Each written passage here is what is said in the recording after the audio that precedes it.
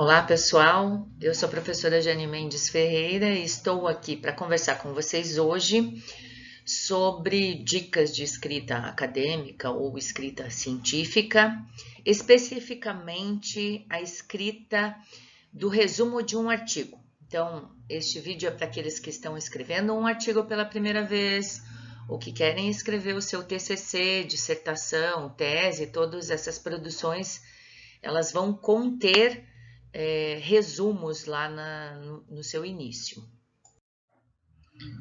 O resumo é bastante relevante na escrita científica, porque é por ele que as pessoas começam a ler o seu artigo.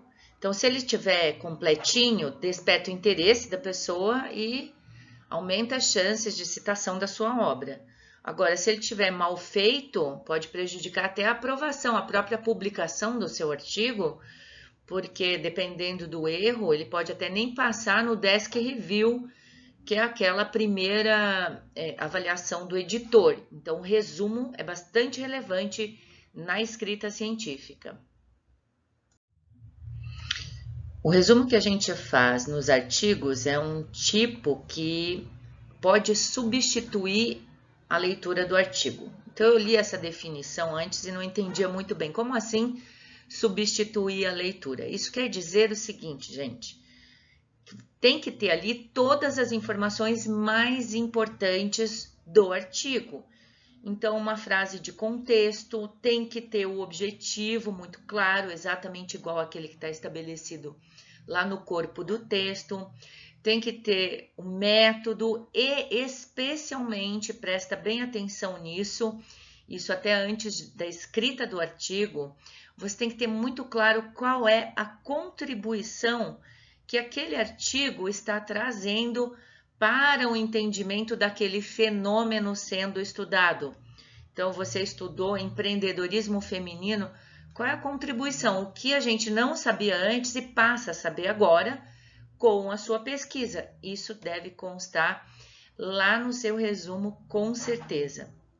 As revistas hoje em dia, todas elas têm lá uma formatação, elas pedem em torno de 150 a 250 palavras, e alguns editores, dada a impossibilidade de alguns autores de entender para que serve um resumo, eles têm fatiado isso.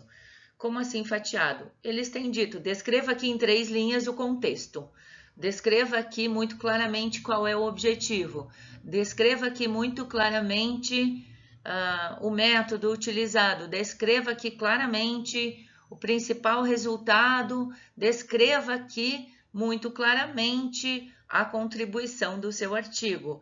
Então, basicamente, eles dividiram para que os autores coloquem ali e depois a gente pode juntar isso tudo num texto com um parágrafo só. Essa é a característica do artigo, do resumo de um artigo.